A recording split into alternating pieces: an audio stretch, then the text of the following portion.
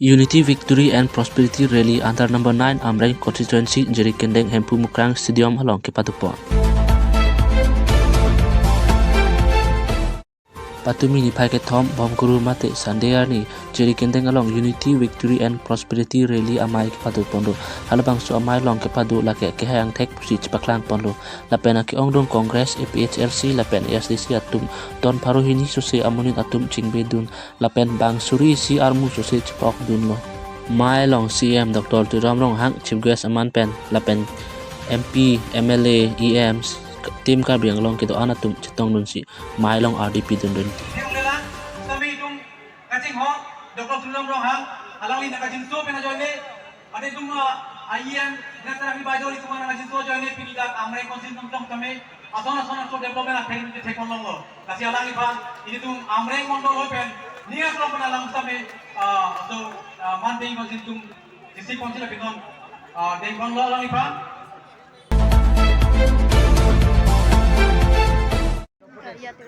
এই তিনিখন ৰাজ্য আজি ভাৰতীয় জনতা পাৰ্টি নৰেন্দ্ৰ মোদী ডাঙৰীয়াৰ নেতৃত্বত আমাৰ ভাৰতীয় জনতা পাৰ্টি তৃতীয়বাৰৰ কাৰণে নৰেন্দ্ৰ মোদী ডাঙৰীয়া প্ৰধানমন্ত্ৰী ব্যৱস্থাত আজি ছত্তীশগড় আৰু লগতে আমাৰ ৰাজস্থান আৰু মধ্যপ্ৰদেশ তিনিখন ৰাজ্যত আমাৰ ভাৰতীয় জনতা পাৰ্টি বিজয় হৈছে গতিকে মই কাৰ্বি আংলং ৰাজ্যও তৃতীয়বাৰৰ কাৰণে প্ৰধানমন্ত্ৰী বনোৱা স্বাৰ্থত আমি বা কাৰ্বি আংলঙৰ চুকে কোণে নিয়মসমূহ পূৰণ কৰা স্বাৰ্থত তৃতীয়বাৰৰ কাৰণে কাৰ্বি আংলং আৰু ৱেষ্ট কাৰ্বি আংলং ডিমাচা ৰাইজে এটা সিদ্ধান্ত লোৱা হৈ গ'ল যে আগন্তুক লোকসভা নিৰ্বাচনত তৃতীয়বাৰৰ কাৰণে নৰেন্দ্ৰ মোদী ডাঙৰীয়া কাৰ্বি আংলং আৰু ডিমাচাৰ পৰা 3 কনষ্টিটুৱেঞ্চিক উপহাৰ দিব ইয়াত সাংসদ এই 3 কনষ্টিটুৱেঞ্চি সমষ্টিত মই কাৰ্বি আংলং ৰাইজৰ হৈ ডক্টৰ হিমন্ত বিশ্ব শৰ্মা ডাঙৰীয়াক তেখেতৰ মই আন্তৰিক অভিনন্দন জনাইছোঁ কাৰণ তেখেতে এবাৰ চাৰিখন ৰাজ্য বিজেপি কেণ্ডিডেটৰ জিকাৰ স্বাৰ্থত তেখেতে নিৰ্বাচন প্ৰচাৰ কৰিবৰ কাৰণে গৈছে 84 ৰেলী তেখেতে মিটিং কৰিছে আৰু এই 84ৰ ৰিজাল্ট আজি গম পাইছে তিনিখন ৰাজ্যতো আজি জিকি আহিছে তাৰ কাৰণে মই কাৰ্বি আংলং ৰাইজৰ হৈ তেখেতৰ আন্তৰিক অভিনন্দন জনাইছোঁ